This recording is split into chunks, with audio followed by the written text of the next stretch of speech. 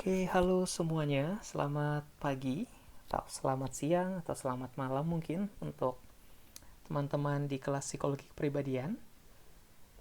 Jadi, ya saya Regis Mahdi, salah satu pengampu di kelas kalian selain Pak Taufik dan Bu Jessica. Ya, sebelum masuk kelas, saya harapkan kalian, sebelum mendengarkan materi ini, saya harapkan kalian dalam kondisi yang sehat, dalam kondisi yang happy, di tengah pandemi ini. Kalau kalian sendirian di kos, ya semoga stay happy dan stay connected.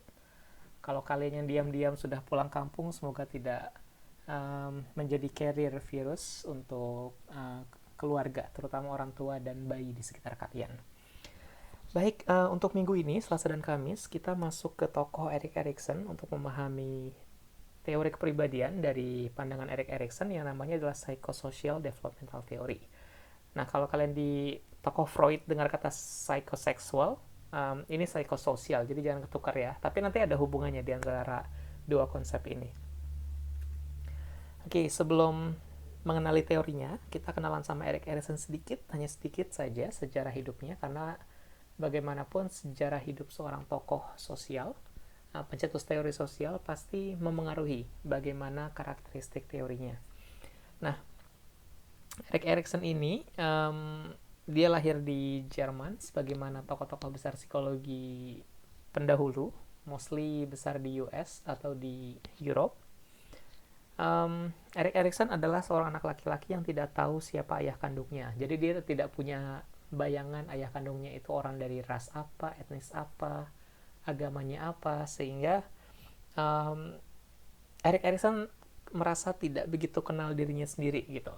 Bahkan di usia dewasa dia mengganti namanya menjadi Erik Homburger Erikson. Awalnya namanya Homburger aja, dan dia ingin menambahkan karena dia ingin melepaskan identitas Yahudi dari nama dia gitu. Jadi kayak dia banyak mengalami krisis identitas, baik dari sisi macam-macam gitu, termasuk sisi identitas religiusnya juga, karena dia tidak tahu ayahnya identitasnya seperti apa.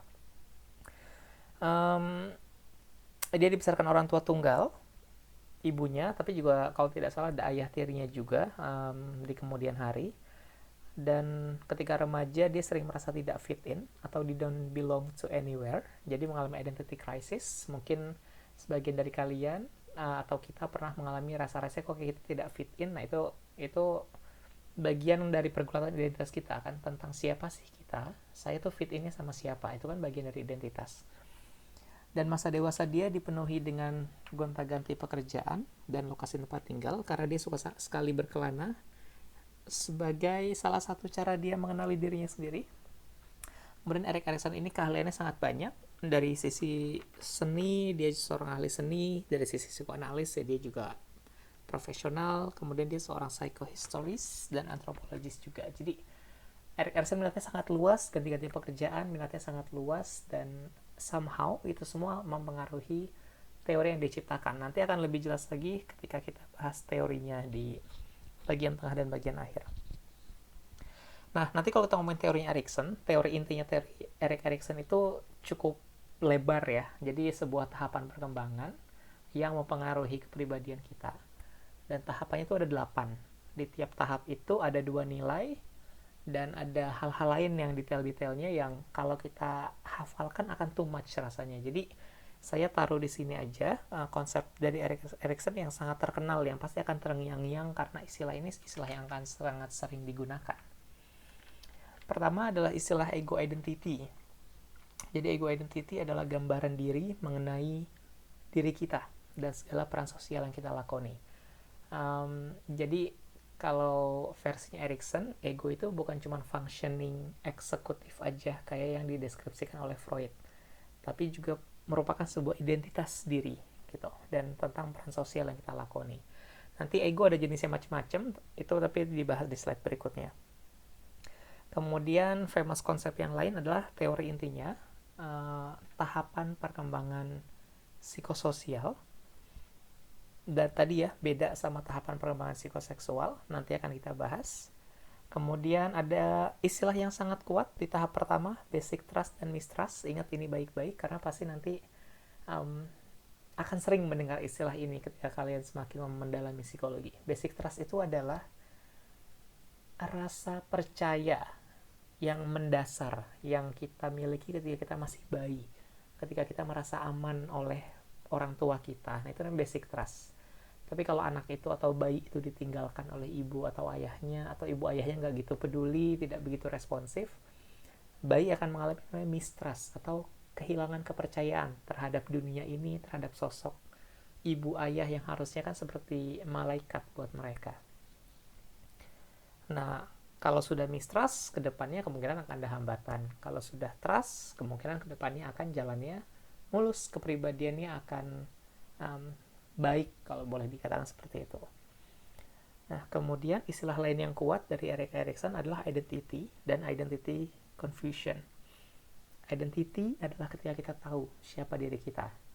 Sedangkan identity confusion adalah ketika kita bingung siapa kita sebenarnya, apa yang kita inginkan, apa yang kita suka, apa yang kita benci.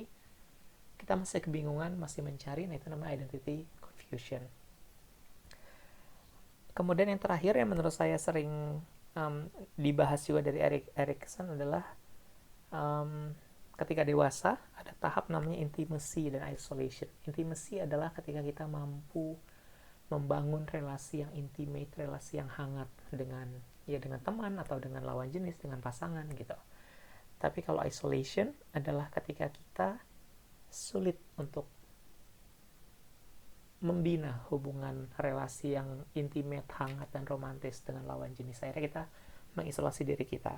Nah, ini adalah konsep-konsep yang kuat dari Erik Erikson, tapi hanya sebagian kecil saja, karena nanti detailnya ada sangat panjang. Tapi ya, ingat ini baik-baik karena ini pasti akan sering diulang di berbagai mata kuliah lain, atau ketika nanti kalian S2 profesi mengambil kasus, menangani kasus, akan ketemu sama istilah-istilah ini. Nah, kemudian masuk dulu konsepsi ego menurutnya Erik Erikson. Jadi Erikson ini tetap akarnya dari Freudian, dari psikoanalisis, tapi kemudian dia mengembangkan teorinya sendiri sama kayak Carl Gustav Jung dan Alfred Adler dan tokoh-tokoh neo-Freudian yang lain. Nah, Erikson tidak melihat ego sebatas fungsi eksekutif aja, yang cuman menjalankan, memahami realita, mengendalikan id, menahan super ego, ya fungsinya tidak sebatas itu, tapi ego itu sendiri luas gitu. Pertama yang tadi yang sudah saya jelaskan ada yang namanya ego identity, gambaran diri mengenai diri kita, tentang segala peran sosial kita, peran kita sebagai teman, peran kita sebagai pacar, peran kita sebagai mahasiswa, peran kita sebagai anak, peran kita sebagai kakak gitu. Kita punya ego identity, siapa saya. Nah, itu juga ego gitu. Jadi ego di versi Erik Erikson ini lebih ke jati diri gitu, lebih bukan cuma sekedar jiwa yang mengatur moral dan mengatur insting hewani. Jadi jauh lebih luas dari itu. Kemudian Erik Erikson juga mendefinisikan ada yang namanya ego ideal, atau gambaran diri kita yang kita bandingkan dengan konsep ideal gitu. Jadi kita semua kan punya ya citra diri ideal kita seperti apa gitu. Nah, itu namanya ego ideal. Yang ketiga, yang paling atas, the body ego. Jadi kesadaran kita tentang pengalaman tubuh kita gitu, termasuk kepuasan dan ketidakpuasan akan bentuk tubuh, termasuk ketika tubuh kita sakit perut, sakit di pinggang, sakit di kaki, itu kan adalah kesadaran. Itu juga ego gitu yang merasakan. Jadi ego ini lebih luas, ada ekspansi dari definisi ego yang dijelaskan oleh Freud. Nah, ini saya buat aja 3 kolom, semoga memudahkan ketika nanti kalian mau cek PowerPoint-nya lagi dan mau dibaca-baca sendiri. Nah, ini ada 7 konsep dasar untuk memahami perkembangan psikososial dari Erik Erikson. Ini bukan teori utamanya, ini hanyalah 7 konsep yang sebaiknya kita pahami sebelum kita memahami konsep utamanya Erik Erikson. Tidak perlu kalian hafal, cukup dipahami saja. Karena ini ada banyak, jangan sampai kalian malah jadi pusing menghafal ini daripada mengetahui atau memahami teori utamanya. Dan dari 7 ini, saya kira yang akan sering dibahas di 8 tahap perkembangan psikososial adalah poin nomor 2, 3, dan 4. Jadi interaction of opposites, basic strength, dan core pathology yang akan banyak kita diskusikan nanti di teori utamanya Erik Erikson. Nah, kita masuk yang pertama, epigenetic principle. Jadi epigenetik di sini lebih diambil dari istilah embryologi ya. Jadi bukannya epigenetik sebagai perubahan ekspresi gen gitu. Karena definisi kan ada yang seperti itu juga, tapi lebih kepada tahap demi tahap pertumbuhan organ pada janin. Karena ketika kita ngomongin janin itu kan berkembangnya spesifik ya. Misalkan yang tumbuh itu hati dulu, yang tumbuh itu jantung dulu, terus otak, terus mata, terus liver gitu misalkan. Urutannya itu sudah harus seperti itu. Karena kalau urutannya nggak sesuai pasti akan ada ketidakseimbangan atau kecacatan. Nah, itu namanya tahap demi tahap gitu. Epigenetic principle yang nanti sangat berkaitan dengan teorinya Erik Erikson. Terus, nah karena Erik Erikson memahami bahwa embrio itu punya tahapan yang sangat spesifik dan detail, nah Erik Erikson melihat sebenarnya juga kemampuan fisik kita juga tahapan perkembangannya kan sangat step by step ya. Kita mulai bisa merangkak dulu, berjalan, baru berlari, baru meloncat gitu. Itu ada tahapan yang spesifik. Nah, psikologis juga. Jadi ada tahapan-tahapan spesifik psikologis yang perlu kita lewati atau kita lalui. Nah, ego kita tuh juga berkembang gitu setiap waktu tertentu, mengiringi proses biologis dan proses psikologis kita. Dan tahapan sebelumnya menjadi dasar atau fondasi bagi tahapan selanjutnya. Kalau kayak anak jalannya tertati-tati, ya dia akan sulit lari gitu. Tapi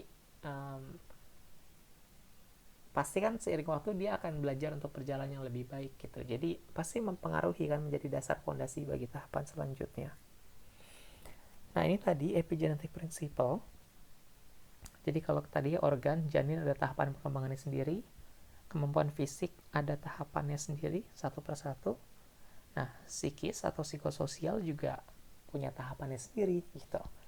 Ada tahapan-tahapan yang perlu dilalui. Nah, tahapannya yang dari penelitian Erik Erikson, dari pengamatan dia seperti ini gitu. Jadi ketika bayi kita punya tahap, ketika anak kecil kita punya tahapan psikologis juga.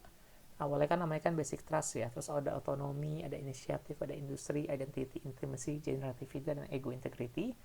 Itu adalah tahapan-tahapan psikologis yang perlu kita lalui supaya kita tumbuh menjadi orang dengan kepribadian yang sehat gitu, orang yang batinnya sehat. Nah, tahapan-tahapan ini sangat detail sama Erik Erikson, dibedah, dibahas satu-satu, yang akan kita bahas nanti di slide berikutnya ya. Tapi kita balik lagi dulu nih ke 7 konsep dasar. Konsep dasar yang kedua itu ada namanya interaction of opposites. Jadi adanya interaksi antara sintonik dan distonik. Sintonik itu adalah elemen yang harmonis dalam tahapan perkembangan manusia, dan distonik adalah elemen yang disruptif. Disruptif itu atau mengacaukan dalam perkembangan psikologis manusia. Biarpun kesannya mengacaukan, tapi sebenarnya interaksi keduanya ini diperlukan karena untuk membentuk kemampuan adaptasi. Contohnya gimana? Saya balik lagi sedikit.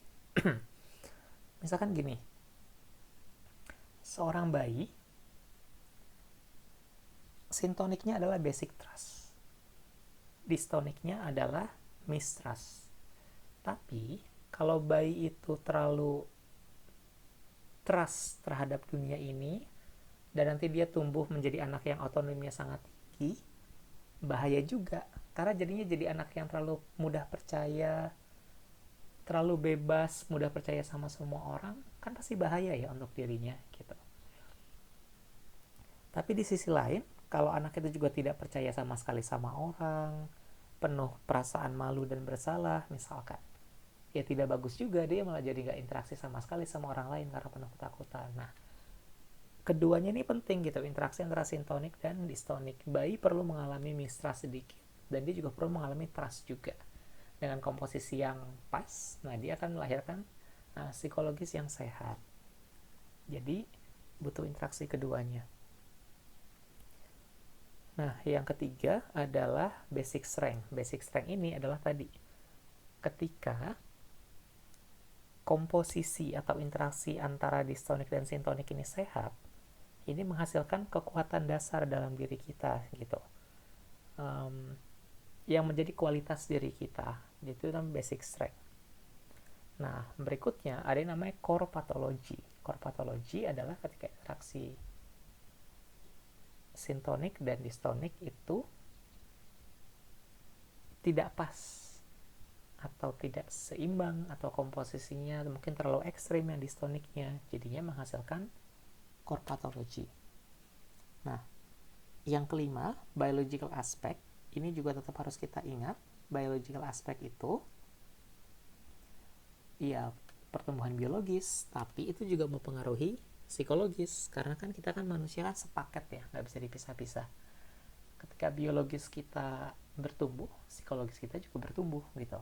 Contoh paling nyata, ketika kita masuk tahap pubertas, hormonnya kan katanya kan lagi kacau ya, ada kan jadi remaja yang penuh dengan curiosity, rebellion kayak gitu. Atau ketika organ reproduksi kita sudah benar-benar matang, kita kan masuk ke tahap dewasa juga untuk berkembang biak, prokreasi gitu. Jadi perkembangan biologis ini sangat sangat berpengaruh terhadap perkembangan psikologis gitu. Yang keenam adalah multiple conflict. Jadi ego itu terbentuk dari banyaknya konflik dan kejadian masa lalu, masa sekarang, dan juga antisipasi kita terhadap masa depan. Itu semua membentuk ego kita. Jadi nggak berarti orang yang ada masalah di masa lalu, misalkan dia basic mistrust nih, terus seterusnya dia akan kacau psikologisnya, nggak juga. Karena iya, masa lalu berpengaruh, tapi masa sekarang juga berpengaruh loh. Apalagi kalau dia mempersiapkan masa depan yang lebih baik, dia ikut terapi psikologi misalkan untuk memperbaiki dirinya sendiri, itu kan akhirnya seseorang bisa berubah menjadi orang yang lebih sehat secara psikologis. Nah, yang terakhir, yang ketujuh, tentang identity crisis, bahwa setiap tahapan perkembangan itu, terutama remaja, akan mengalami identity crisis. Krisis di sini bukan sesuatu yang drama, yang lebay, yang berlebihan gitu ya, tapi lebih pada turning point. Periode penting ketika kita benar-benar yakin siapa sih diri kita gitu, dan di setiap tahapan itu sebenarnya kita sedang meyakinkan diri kita tentang siapa sih diri kita yang sebenarnya. Tapi memang di remaja porsi itu sangat besar dalam kita menentukan siapa saya kayak gitu. Nah, itu 7 konsep dasarnya. Diingat-ingat saja, saya kembalikan lagi ke sini untuk diingat-ingat saja, tidak perlu dihafalkan. Tapi nanti dalam memahami 8 tahap perkembangannya Erik Erikson, kita pasti akan menyinggung hal-hal di sini, pasti akan terkait, dan terutama di nomor 2, 3, dan 4 gitu ya. Jadi nomor 2 interaction of opposites, nomor 3 basic strength, dan nomor 4 core pathology, yang akan kita bahas, yang akan kita sekarang masuk nih ke konsep dasarnya Erikson satu persatu. Nah, ini kalau di buku, kalau nggak salah di bab 9, nanti bisa kalian lihat, ini adalah tahapan perkembangan yang Erik Erikson cetuskan. Jadi ada 8 tahap dari masa bayi sampai masa tua. Dan Erik Erikson membuat tahapan itu dengan sangat detail, dan di setiap tahapan itu ada krisis psikososial, ada pertentangan, ada basic strength, ada core pathology yang lahir dari setiap tahapan-tahapan itu. Nah, ini saya perjelas aja supaya lebih besar. Jadi misalkan tahapan yang pertama adalah tahapan infansi, tahapan waktu masih bayi ya. Di sana ada isu trust dan mistrust, percaya atau tidak percaya. Kemudian di usia 1 sampai 3 tahun gitu kan, masuk ke early childhood, sudah kita mulai bisa jalan gitu. Itu kan kita lagi belajar berotonomi ya. Otonomi gitu. Kita punya wewenang terhadap diri kita mau ngapain gitu. Nah, ntar ada isu namanya otonomi dan shame and doubt gitu. Ada rasa malu mulai muncul di usia-usia itu. Di tahapan ketiga ada namanya play age, usia bermain ya, usia-usia preschool. Kita udah benar-benar bebas gitu, udah benar-benar bisa lari kenceng, udah benar-benar bisa loncat-loncat ke sana ke sini, bisa ngajak teman main, kita mulai bisa menginisiasi permainan, menginisiasi macam-macam. Nah, di sana ada isu tuh inisiasi dan guilt, rasa bersalah, ada di sana. Yang keempat, masuk ke usia sekolah, usia ketika kita dituntut dengan tugas sekolah, dengan kita dituntut kompetensi kita, kecakapan kita, skill kita. Nah, di sanalah tahap apa atau ada isu industry dan inferiority. Industri artinya kan seberapa produktif sih kita gitu. Kita kan mulai mengenal konsep produktif, pintar, cakap, able, mampu itu kan saat di usia sekolah. Oh, aku bisa ngerjain PR. Oh, aku bisa ngerjain tugas. Itu kan namanya industrious gitu. Jadi seberapa produktif, seberapa industri kita gitu kan terhadap kemampuan kita. Atau apa, kita bisa melakukan sesuatu.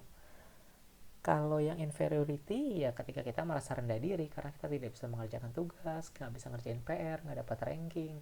Itu kan muncul inferiority itu di usia-usia sekolah, itu sangat besar pengaruhnya di sana. Nah, tahap kelima, masa remaja tadi ya, identity atau identity confusion, isu yang bergejolak kuat di sana. Tahap 6, ketika usia dewasa awal, membangun relasi intimate dengan pasangan. Ya, jadinya yang tadi yang sudah saya bilang tentang intimacy dan isolation. Tahap ketujuh, dewasa yang lebih matang, usia 30 tahun ke atas. Ini tentang generativity, bagaimana kita generativity ini kayak bagaimana kita mengurus anak-anak kita, mengurus pekerjaan kita gitu. Bagaimana kita merawat generasi di bawah kita, itu generativity. Stagnation ini stuck ya, gitu, tidak berkembang. Nah, yang terakhir adalah old age atau ego integrity. Isunya masa tua gitu kan, di usia 60 tahun ke atas itu kan bagaimana kita benar-benar ego kita tuh terintegrasi, kita utuh sebagai manusia, kita tidak merasa bimbang, tidak merasa kebingungan lagi karena kita sudah benar-benar ngerasa nyaman dengan diri kita ya kan. Sudah usia tua harusnya kan sudah begitu ya, tapi ada aja orang yang sudah tua masih ngerasa belum nyaman dengan dirinya, banyak penyesalan dan lain-lain. Nah, itu adalah orang yang di kategori despair isunya. Jadi ini tahapan-tahapannya Erik Erikson, tadi baru brief singkatnya aja. Nah, ini akan kita bahas, kita deep dive satu persatu ya. Pertama, tahap infancy atau trust versus mistrust. Ini terjadi di usia 0 sampai 1 tahun. Bayi belajar mengembangkan basic trust atau mistrust gitu ya. Terutama dari ibu nih. Ibu nih sosok yang kuat banget. Ketika ibu itu responsif dan caring, bayi kan akan merasa nyaman. Di sana tumbuh trust. Tapi kalau ibunya tidak responsif, akan muncul yang namanya mistrust gitu. Nanti contoh konkretnya saya jelaskan di grafik ya. Jadi ini cerna baik-baik dulu aja, tapi kuncinya adalah di ibu. Nah, tadi kedua sintonik dan distonik diperlukan ya. Karena kalau terlalu banyak trust, ya jadinya mudah dibodohi ketika udah nanti besarnya, tidak siap dengan kekejaman dunia. Kalau terlalu banyak mistrust, ya frustasi, bisa marah, penuh permusuhan gitu. Berkembangnya nanti ke depannya seperti itu. Nah, interaction of opposites-nya apa? Jadi, kalau sehat, trust dan mistrust-nya itu kan tumbuh hope, harapan. Tapi kalau tidak sehat, akan tumbuh withdrawal. Kenapa dua kata itu? Jadi gini, hope itu kan bayi merasakan lapar ya, merasakan sakit, tidak nyaman, mau pipis, mau pup, popoknya basah gitu. Dan akhirnya kan setelah bayi itu nangis, ada rasa tidak nyaman, terus kan kebutuhannya dipenuhi sama ibu. Kan dia jadinya belajar, oh setiap aku ada rasa sakit, akan ada ketenangan yang datang, akan ada rasa nyaman yang diberikan oleh sosok yang namanya ibu. Ternyata dunia ini penuh orang baik gitu. Jadi kan ada harapan di sana. Tapi kalau ibunya yang neglectful, mengabaikan gitu, cuek.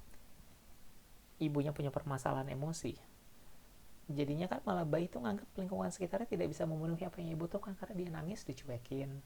Kayak ibunya tuh datangnya sengaja dilambat-lambatin karena males, terus juga ibunya nggak hangat, dingin, malah kesel, malah kan bayi bisa merasakan gitu. Jadinya dia akan mengembangkan tadi mistrust, kemudian dari mistrust jadinya withdrawal, menarik diri, kayak menolak gitu, tidak memiliki harapan terhadap dunia ini. Nah itu sudah sejak bayi kita sudah bisa membangun kualitas-kualitas seperti itu dalam diri kita. Nah ini saya buatkan grafik supaya teman-teman semoga lebih mudah memahami. Jadi kenapa di usia infansi atau di usia bayi tadi muncul trust dan mistrust? Karena tadi ketika ibu memberikan respon hangat, suaranya menenangkan, terus ibu ngasih makannya teratur atau sesuai kebutuhan, akhirnya kan tadi kita ngerasa oke, dunia ini aman.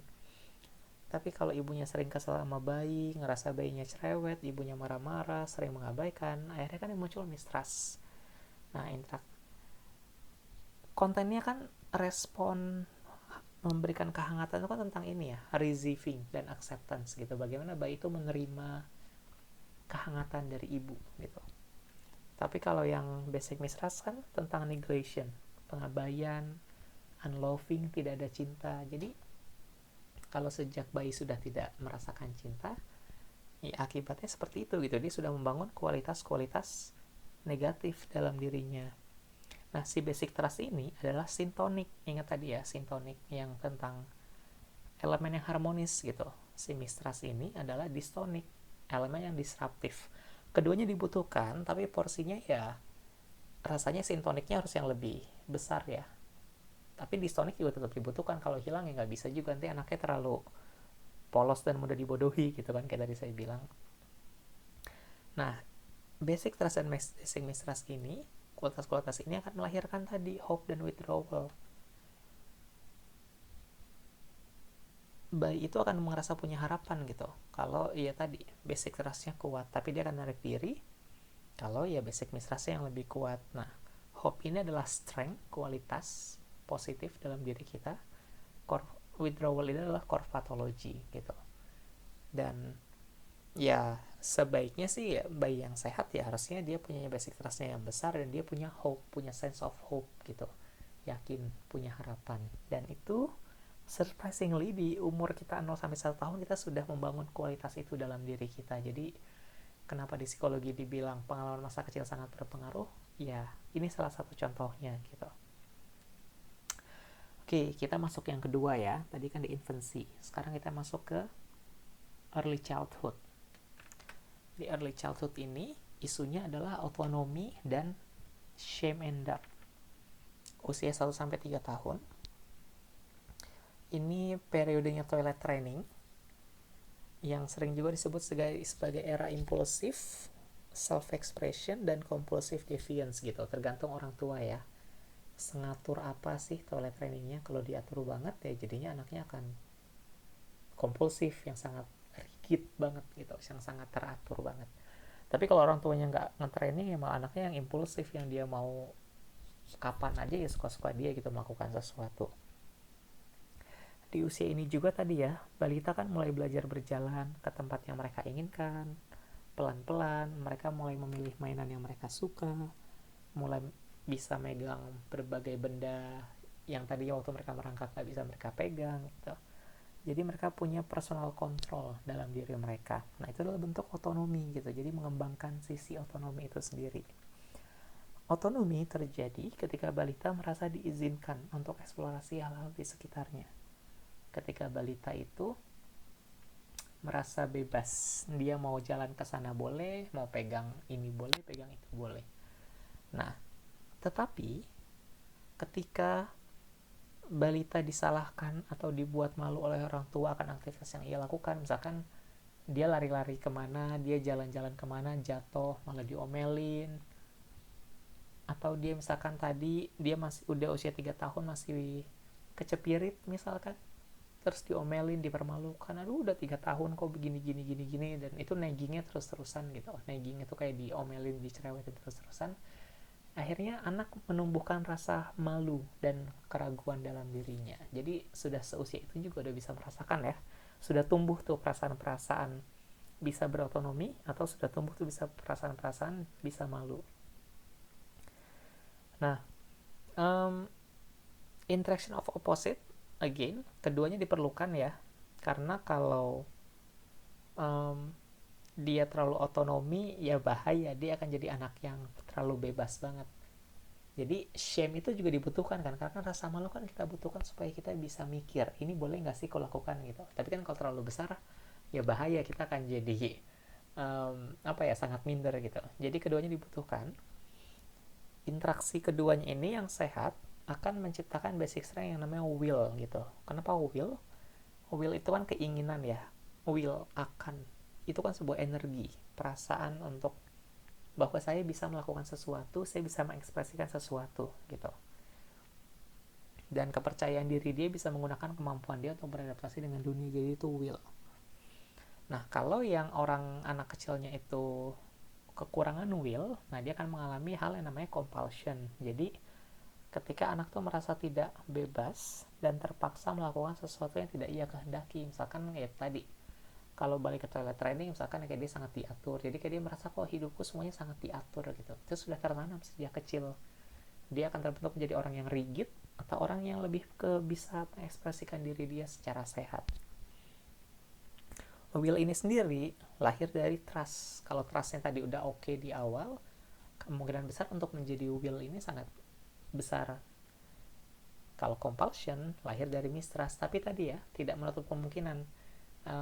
Ingat tadi multifacet gitu, interaksi banyak hal, masa lalu, masa depan, masa kini gitu. Bisa jadi waktu bayinya dia mistrust, tapi udah gedenya sehat gitu, punya will ya bisa-bisa aja gitu. Karena kan tadi sangat kompleks kepribadian ini. Nah, ini gambaran lagi semoga untuk membantu kalian lebih paham ya. Jadi tadi anak merasa bebas memilih mainan yang ia suka. Terus anak merasa bebas berjalan, bermain, mencoret-coret. Jadi kan dia punya sense of autonomy yang merupakan elemen yang harmoni, sintonik. Tapi kalau anak itu dipermalukan karena masih pipis dan pup di celana terkait usia toilet training, atau ia dimarahi karena ia terlalu pecicilan, terlalu lincah, terlalu aktif gitu kan orang tuanya, kayak kamu pecicilan banget sih jadi anak. Nah itu kan jadi kan anak lama-lama mengembangkan rasa malu dan keraguan-raguan. Nah interaksi ini kalau sehat akan jadi sebuah will, karena dia punya otonomi, dia akan membangun apa ya, dia punya will gitu kan, keinginan untuk melakukan sesuatu, energi. Tapi kalau tidak ya dia akan jadi anak yang merasa compulsion gitu kan, terpaksa, sebagai core pathology dari kepribadiannya. Oke, semoga di sini jelas ya. Di tahap kedua kita masuk ke tahap ketiga, play age. Ada masa tentang inisiatif atau guilt gitu, isu yang ada di sini. Play age tadi usia preschool 3-5 tahun, ketika anak tuh secara fisik udah benar-benar kuat, sudah lebih leluasa bergerak, berlari, lompat, manjat, udah nggak perlu mikir, nggak perlu hati-hati, dia udah otomatis gitu semuanya untuk melakukan aktivitas fisik. Nah, karena dia tubuhnya sudah sebebas itu, jadi kan dia bebas banget ya.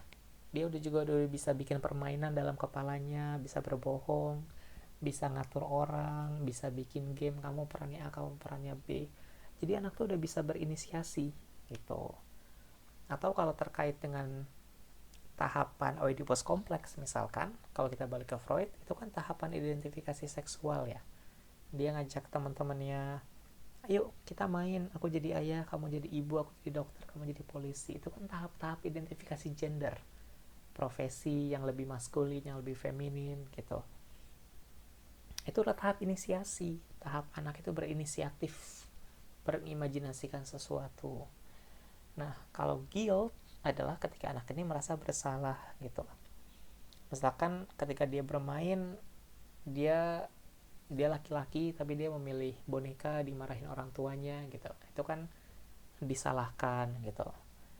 Atau ya dia punya fantasi Oedipus kompleks, misalkan anak laki-laki ingin menikahi ibunya dan dia sadar itu fantasi yang tidak tidak bagus gitu kan, tabu, jadinya dia merepresi dan merasa bersalah. Jadi di tahap itu muncullah inisiasi dan guilt gitu, muncul percekcokan kedua itu. Nah, kalau interaksi opositnya sehat, kita akan punya kualitas positif dalam kepribadian kita yang namanya purpose, yaitu ketika kita tuh bisa, kita bermain dengan tujuan, kita bisa berkompetisi secara sehat, kita punya tujuan untuk menang gitu. Namanya anak-anak kan pasti kalau main tujuannya untuk menang ya. Tapi kan kalau anak-anak itu udah ngerasa guilty, ya akhirnya yang akan dia kembangkan adalah ya dia main kayak ngapain lah, kok main pasti kalah, pasti dia curang. Jadi akhirnya ada inhibisi gitu, ada hambatan terhadap kreativitas dan imajinasi dia gitu. Jadi di tahap play age ini juga important gitu, penting usia 3-5 tahun ini tahap mereka eksplorasi dunia. Apakah mereka jadi anak yang punya purpose atau mereka jadi anak yang terlalu terinhibisi atau terhambat proses-proses kreatif dan imajinernya sebagai anak kecil. Oke, ini tadi ya, inisiatif terjadi karena kemampuan motorik kasar yang semakin kuat, dia playful, inisiasi permainan. Bisa juga karena identifikasi seksual bermain peran sesuai gender, nah itu akan menghasilkan inisiatif. Guilt, on the other hand, adalah ketika anak dianggap tidak punya kendali diri, anak merasa bersalah dengan fantasi seksualnya atau Oedipus kompleks. Jadi, tadi muncul purpose dan inhibition, kayaknya sudah cukup jelas. Kita lanjut ke tahap berikutnya, school age. School age, usia sekolah 6-13 tahun. Ini periode ketika anak dihadapkan pada penyelesaian tugas dan tantangan. Tadi saya udah bilang di awal ya, sekolah itu kan kita mulai dapat tugas, PR itu kan zaman sekolah. Nah, di sinilah anak mengembangkan sense of industry dan sense of inferiority. Ketika anak bisa menyelesaikan tugas, ngerjain PR, nilai ulangannya baik, anak kan mulai merasa, oh aku tuh hebat, oh aku tuh produktif gitu. Itu namanya sense of industry, industrious. Tapi ketika anak gagal, disuruh perform dia gagal, disuruh nyanyi dia nggak bisa, disuruh main alat musik nggak bisa, disuruh bahasa daerah nggak bisa, matematika jeblok, dia kan merasa inferior. Kita mulai membandingkan diri kita lebih kuat lagi kan di masa-masa sekolah gitu. Jadi kita merasa inferior sebagai anak, merasa tidak bisa menyelesaikan apapun, tugas apapun, tantangan apapun, permainan apapun, ya akhirnya jadi anak yang inferior gitu. Nah, interaksi pasti terjadi ya, dan namanya interaksi antara si sintonik dan distonik ini nggak mungkin lah kan ada anak yang perfect banget di semua mata pelajaran dia bisa gitu. Pasti adalah sisi-sisi dia pintar di 7 pelajaran, di 1 pelajaran dia bodoh gitu atau tidak bisa. Jadi kan perasaan inferior tuh penting juga kok untuk membuat kita sadar dan tidak sombong. Tapi tadi porsinya segimana sih? Harus porsinya seimbang, katakanlah kayak gitu. Tapi kan seimbang tiap orang juga beda-beda ya. Nah, kalau anak itu konfliknya sehat antara si sense of industry dan sense of inferiority, dia akan menciptakan basic strength dalam personality yang namanya competence, yaitu kepercayaan diri, perasaan mampu atas kemampuan fisik dan kognitif untuk menyelesaikan tugas dan tantangan di usia sekolah. Kenapa fisik masuk? Ya masuk gitu, karena kan ketika dia misalkan fisiknya kuat untuk olahraga, di pelajaran olahraga dia larinya kuat, itu kan membantu identitas dia, membantu dia untuk merasa produktif, capable, industrious. Jadi kan menghasilkan perasaan competence atau cukup tadi, percaya diri. Tapi ketika anak itu merasa dia selalu kurang dalam banyak hal, akhirnya dia masuk ke core pathology dalam kepribadian yang disebut dengan inertia atau inertia. Jadi inertia ini adalah perasaan tak mampu, lambat, tidak bisa berinteraksi secara sosial. Ya karena ketika kita ngerasa nggak mampu, kita kan jadi nggak pede untuk interaksi secara sosial. Jadi konfliknya seperti itu gitu. memang ini tentang perkembangan diri, tapi tadi ini terkait dengan biologis, balik ke 7 konsep dasar tadi ya. Sama ya, sosial juga ngaruh juga gitu. Karena akhirnya juga kita dipengaruhi lingkungan, dan apa yang kita rasakan juga akan mempengaruhi interaksi kita terhadap lingkungan. Nah, ini grafiknya yang semoga akan semakin memperjelas. Jadi, industri, keinginan menyelesaikan tugas, mengeksplorasi hal baru, keinginan mengembangkan diri, kemampuan mengembangkan diri. Inferiority terjadi karena keengganan untuk menyelesaikan tugas karena sudah merasa tidak mampu, ya karena tadi ketidakmampuan menyelesaikan tugas-tugas tersebut. Jadinya melahirkan kompetens atau inertia. Kompetens ya karena dia sense of industry-nya kuat, ngerasa produktif, ya dia ngerasa dia kompeten. Aku cakap nih dalam dunia sekolah, dalam akademis, dalam olahraga, dalam matematika, aku bisa. Itu kompetens, dan ternyata itu sudah dibangun di usia kita, usia sekolah gitu. Atau ya kita jadi orang inferior dan ujungnya jadi punya kualitas inersia gitu, merasa tidak cakap, merasa bodoh, merasa kurang. Oke, tahap berikutnya di tahap kelima ya kalau nggak salah ya, adolescence, usia 13 sampai 19 tahun. Saat kita membangun ego identity yang lebih kokoh, itu di saat remaja. Karena tadi kan kita udah melalui banyak hal ya di masa sekolah. Di masa adolescence ini kita akan semakin mengukuhkan siapa sih diri kita, apa sih yang kita sukai. Nah, di masa remaja ini krisis yang terjadi adalah identity versus identity confusion. Identity ini remaja semakin paham tentang who they are and who they are not. Kan di usia-usia remaja kita paham ya, kayak aku tuh siapa, aku sukanya artis siapa, gak sukanya siapa, musik yang aku suka siapa, musik yang aku suka musik apa, musisi yang aku suka siapa gitu.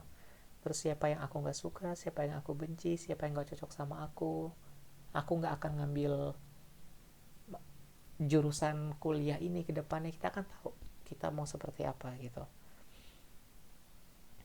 Tapi kalau orang yang mengalami identity confusion adalah orang-orang yang bingung sama identitasnya, yang masih dia nggak kenal dirinya, ngikut-ngikut orang lain, tapi juga susah membangun relasi dengan orang lain karena dia masih nggak jelas gitu maunya apa, nggak tahu maunya apa. Jadi akhirnya cuman kadang-kadang mau koneksi sama orang lain juga malu, tapi juga akhirnya juga ngikutin orang lain juga gitu, konformitas, niru-niru yang lain. Jadi itu identity confusion.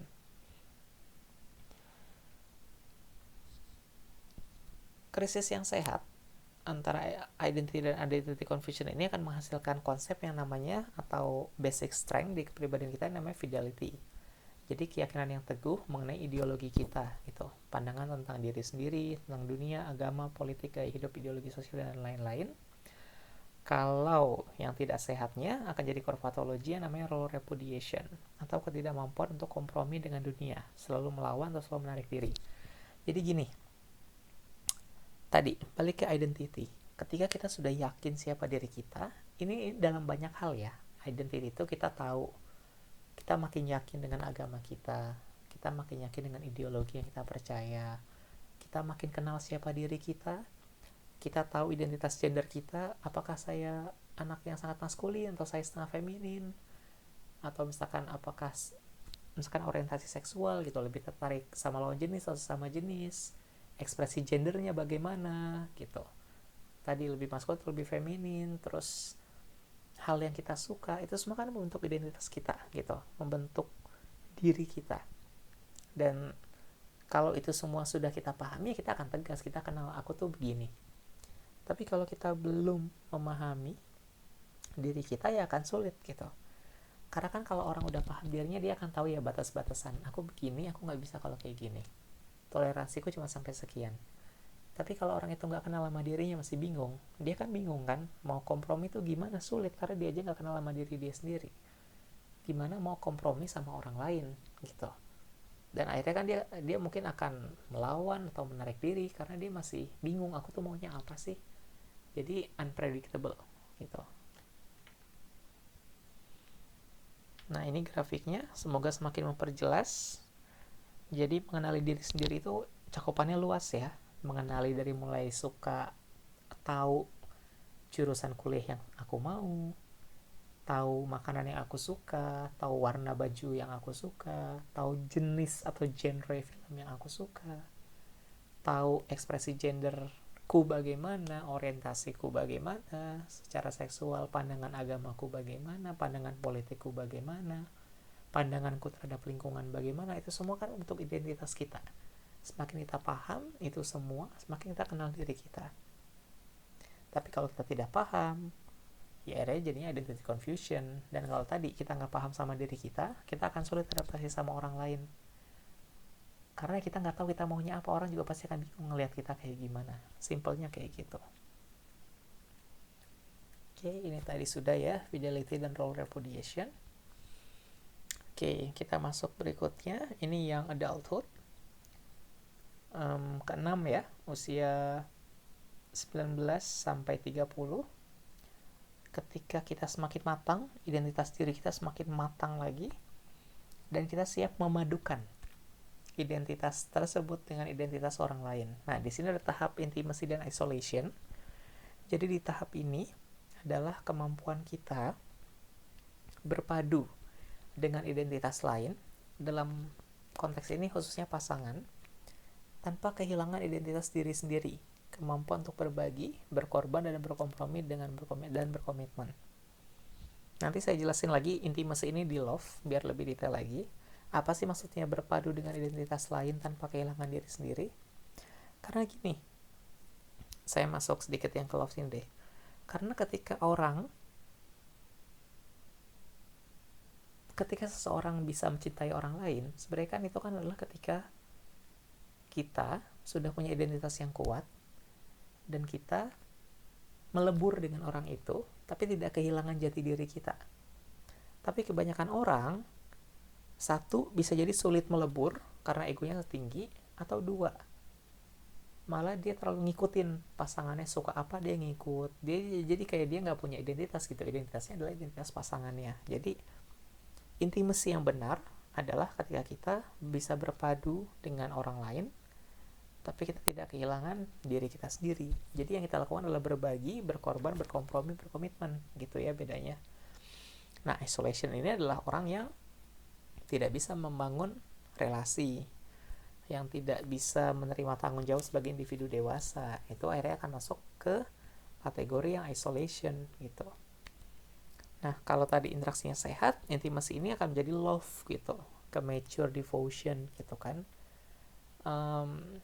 Yang akan akhirnya melampaui segala perbedaan gitu, karena kita akan berpadu dengan orang lain gitu, dengan pasangan kita yang kita cintai. Ya akhirnya kan kalau udah berpadu, perbedaan itu nggak penting gitu, kita bisa berpadu dengan orang lain. Tapi kalau nggak bisa, ya kita akan jadi orang yang eksklusif, dalam artian kita punya blok, kita nggak mau kompromi sama orang lain, kita nggak mau punya relasi sama orang lain gitu. Itu jadi eksklusif.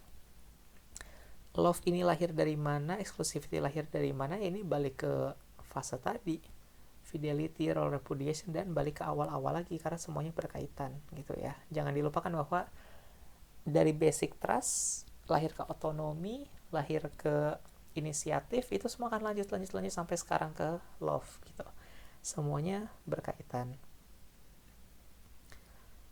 Oke, ini grafiknya, ilustrasi. Jadi intimacy tadi sudah saya jelaskan ya, kesediaan diri untuk berkompromi, kemampuan untuk membangun relasi tanpa kehilangan jati diri, dan isolation adalah yang sebaliknya. Nanti bisa dibaca sendiri ya. Oke, ini adulthood, tahap ke-7, intimacy versus isolation. Jadi usia 30 sampai 60, ini usia paling panjang ya, rentang paling panjang. Usia ketika kita benar-benar telah berkontribusi terhadap masyarakat. Terkait juga dengan biologis, procreativity, berkembang biak dan merawat keturunan gitu ya. Jadi di sini tahap ada, ini saya salah ketik ya, ini harusnya generativity sama stagnation, bukan intimacy dan isolation. Generativity ini adalah bagaimana kita membina generasi selanjutnya, baik itu anak dari keturunan kita sendiri, ataupun anaknya orang lain, murid, ataupun bawahan, junior di tempat kerja, ataupun kita membina suatu organisasi atau menciptakan benda atau menciptakan ide, misalkan kayak Nadiem Makarim bikin Gojek, itu kan tadinya nggak ada gitu. Itu namanya prokreasi, kita menciptakan sesuatu. Nah, kalau stagnation adalah ketika seseorang itu terlalu terobsesi kepada dirinya sendiri, jadi tidak berkarya untuk dunia ini, tidak berkontribusi terhadap dunia ini. Kenapa bisa stagnation? Ya karena tadi exclusivity, tidak mau interaksi dengan orang lain, akhirnya masuknya ke tahap stagnation. Nah, kalau di sini krisis yang sehat dari generativity dan stagnation adalah care. Jadi bagaimana kita menjadi orang dewasa yang care, peduli, mau bersedia merawat, komitmen untuk merawat orang lain, produk, ide, bawahan gitu. Tapi krisis yang tak sehat akan menciptakan rejectivity gitu, ketidakinginan untuk peduli, kita bahkan menolak orang lain gitu, ketidakinginan atau keengganan untuk merawat orang lain. Itu adalah di tahap adulthood. Jadi tadi ya, adulthood, generativity itu terkait dengan prokreasi biologis, keturunan kita sendiri, dan juga secara psikologis dan secara sosial adalah kesediaan membina generasi selanjutnya, berinovasi dan beride. Stagnation ya sebaliknya, ketika kita terlalu terabsorpsi dengan diri sendiri dan kita tidak ingin terlibat dengan komunitas gitu. Jadinya kita punya basic strength yang peduli, atau kita masuk ke core pathology yang rejectivity, yang serba menolak. Nah, terakhir secara tahapan perkembangan, tapi kita masih ada beberapa bahasan lagi ya. Old age, usia tua di atas 60 tahun ya, hingga akhir hayat, hingga kematian. Ini adalah tentang integrity versus despair. Jadi di sini adalah usia untuk menikmati hidup atau merutuki hidup gitu. Usia 60 tahun sudah sangat akhir.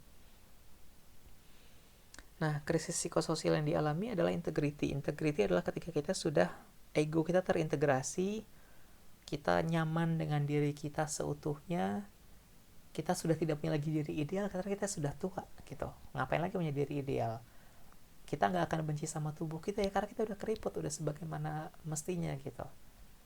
Udah gak lagi mempermasalahkan gemuk atau kurus, tinggi atau pendek, kita udah tua, kita udah harus nyaman di tubuh kita sendiri. Dan juga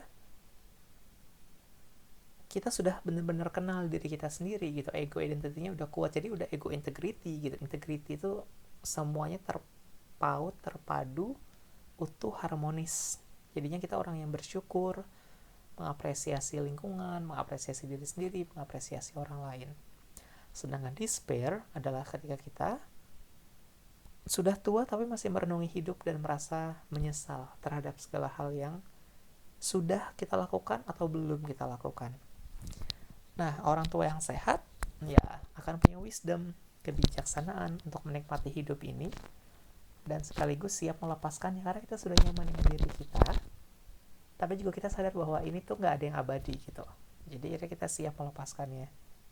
Sedangkan disdain adalah perasaan bingung, tak tertolong dan penuh penyesalan. Ada ya orang tua yang masih merasa menyesal sampai usia tua. Jadi itu namanya mereka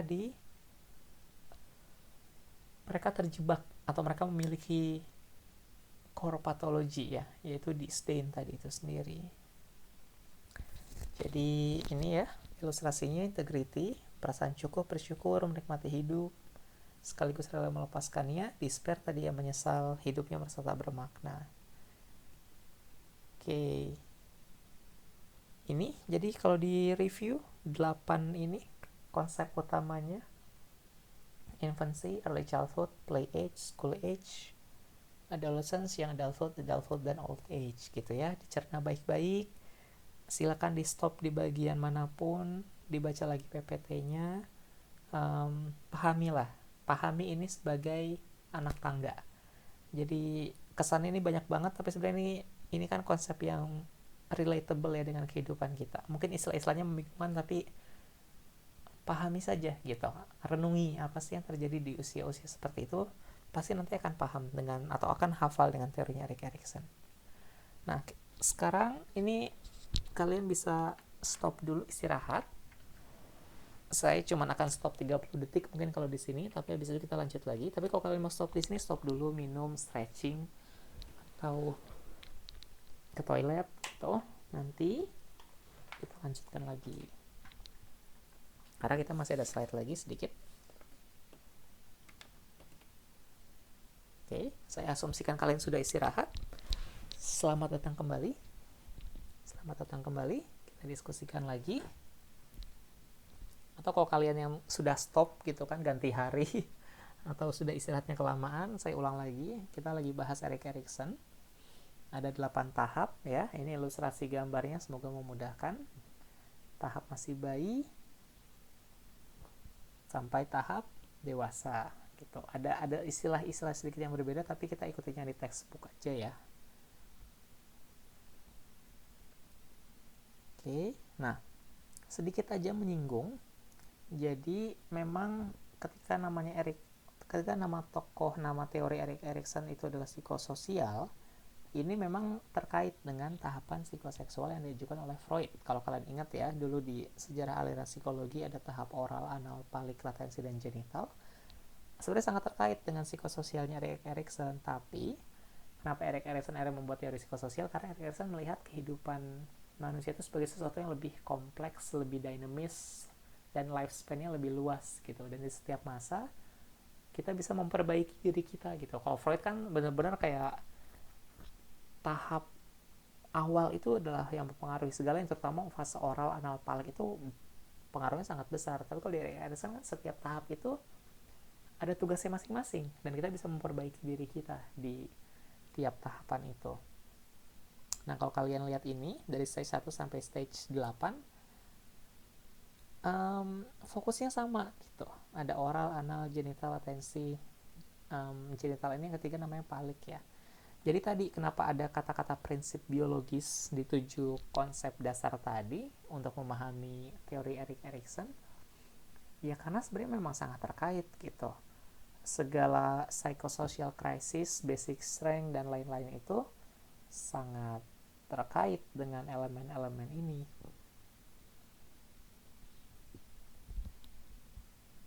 Oke, ini saya kasih contoh. Misalkan nih di fase oral ketika bayi, kenapa sih dari fase oral itu bisa lahir basic trust, mistrust, sense of hubungannya tadi? Kegelisahan bayi itu kan terkait dengan pemenuhan atau pemuasan oral, makanan.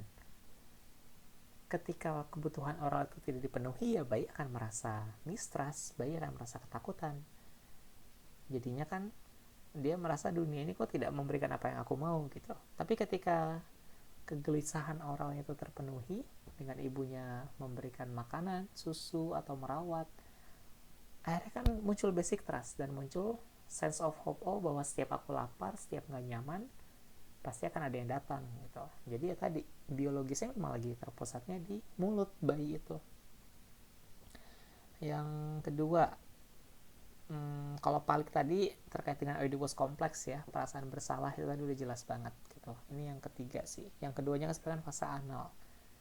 Ketika anak belajar mengontrol tubuhnya berkaitan dengan kebersihan, toilet training, gerakan, tadi itu kan sense of autonomy ya. Anak kan pengennya suka-suka, aku mau ke toilet kapan, tapi kadang-kadang orang tua kok kaku banget ngelatih. Jadinya kan membentuk gitu kan, malah perasaan malu gitu karena dia tidak bisa berotonomi gitu. Kemudian kalau di tahap latensi, tahap sekolah, sama kayak Freud gitu, karena secara biologis tubuh kita mungkin lagi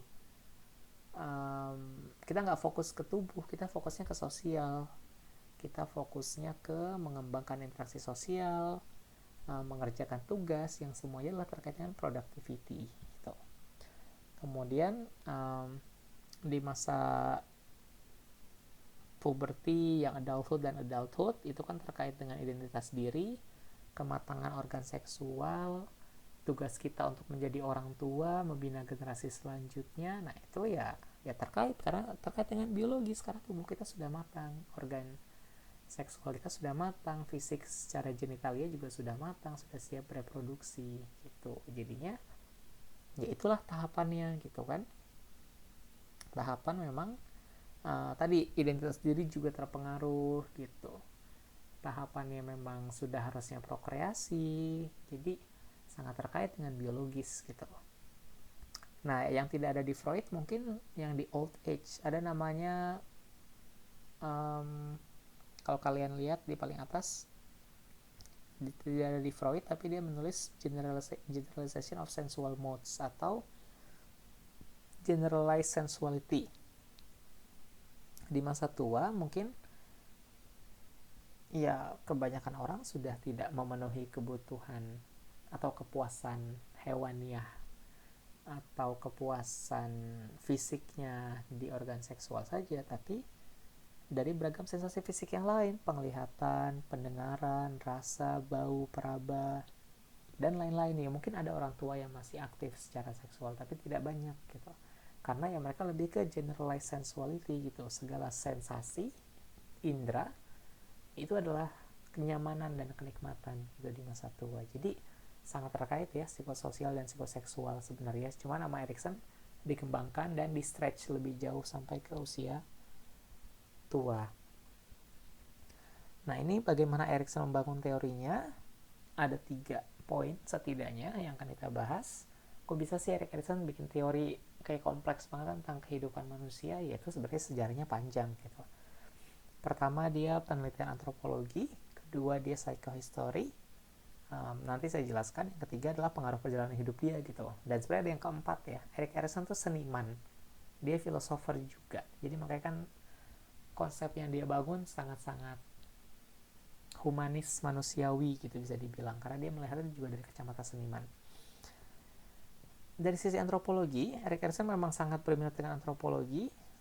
Ya mungkin bisa dibilang antropologis juga. Ya dia menginvestigasi kehidupan banyak orang ya untuk menyusun teorinya. Jadi bagus gitu. Dia bukan cuma meneliti orang-orang kulit putih aja, dia meneliti banyak orang. Dia ke Amerika, ke berbagai golongan, berbagai suku, North America, South America, berbagai ras etnis dan berbagai pekerjaan gitu kan.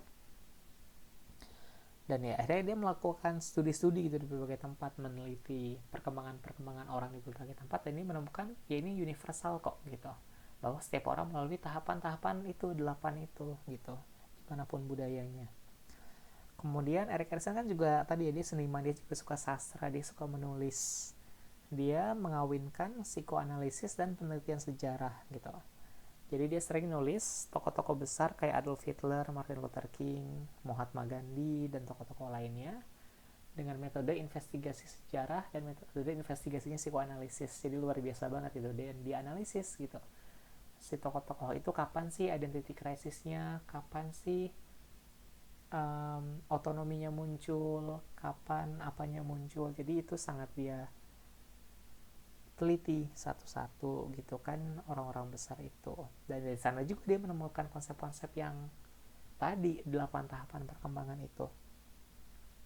Kemudian yang pengalaman hidup Erik Erikson ya, yang tadi sudah kita bahas di awal ya, dia ngalamin krisis identitas, dia bahkan ingin tahu dia tuh keturunan darah apa karena dia nggak tahu ayahnya siapa, dia punya banyak minat, pindah-pindah kerja dan kota. Jadi itu semua yang mempengaruhi Erik Erikson gitu, terutama penekanannya di masa identity crisis gitu kan.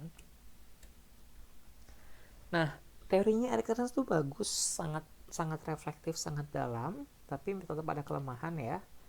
Kelemahannya yang pertama, ya dia sendiri mengakui ya melihat dunia ini dari kacamata seniman, bukan kacamata saintis sebenarnya.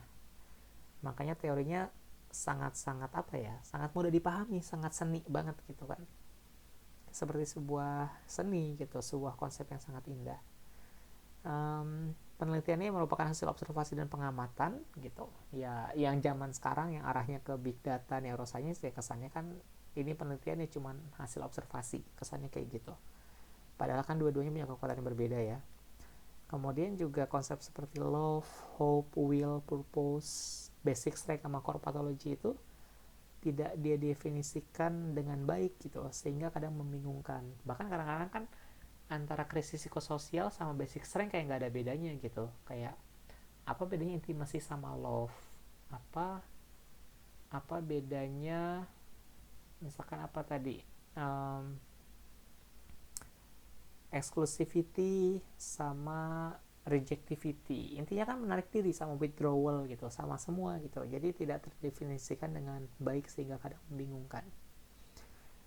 Tapi ya kekuatannya ya teorinya dapat dianggap sebagai teori perkembangan kepribadian yang masih digunakan sampai sekarang dan mungkin sampai 10-30 tahun ke depan. Kemudian walaupun bagi sebagian orang metode yang dipakai Erikson lemah, tapi teori yang diajukan itu membuahkan banyak penelitian baru ya, misalkan penelitian tentang identitas gitu. Terus ya ide-ide tentang tahapan perkembangan sampai sekarang dikutip di berbagai textbook. Jadi kan teorinya powerful, masih dikutip sampai sekarang. Dan yang terakhir ya teorinya punya value gitu yang sangat kuat dalam bidang sastra. Karena bayangin orang nulis novel pakai konsepnya Erik Erikson itu kan sangat-sangat enak banget ya jadi panduan ya. Apa aja sih yang dialami di tiap titik perkembangan itu. Memang sih teorinya Freud juga psikoanalisis juga dipakai banyak banget di sastra karena memang lebih humanis, lebih manusiawi tadi. Nah, ini sampai sini saja kuliah kita. Jadi nanti bisa kalian baca lagi ya PPT-nya atau kalian replay di YouTube. Untuk hari Kamis nanti ya kita diskusi aja, tanya jawab, tapi ya semoga nggak usah ada yang nanya. Saya yakin kalian sudah pintar-pintar semua. Tapi saya lebih suka kita diskusi aja sih hal kritis kayak seperti ini yang saya ajukan. Silahkan kalian baca, nanti kita diskusikan. Saya mohon kalian punya jawaban, nanti saya mintalah 5 orang, 10 orang gitu di Zoom kita diskusi tentang hal-hal ini gitu. Nanti kita pikirin mekanismenya kayak gimana. Jadi kayak gimana kalau dia anak kecil tapi udah dewasa, atau dia masih remaja tapi dia udah bekerja, udah berkontribusi terhadap dunia. Kan sekarang anak-anak kayak gitu banyak ya, anak-anak remaja, dewasa, muda yang udah punya wisdom dan udah berkontribusi ke dunia, udah bangun startup kayak Nadiem Makarim, kayak Iman Usman yang udah kayak orang udah di usia yang jauh di atasnya gitu. Jadi ya kita diskusi reflektif kayak gitu aja lah, nanti silakan dipikirkan jawabannya menurut kalian seperti apa orang-orang itu dan pertanyaan-pertanyaan ini. Oke, sampai bertemu hari Kamis nanti dan terima kasih sudah bertahan mendengarkan sejauh ini. Semoga bermanfaat untuk kalian. Oke, bye-bye.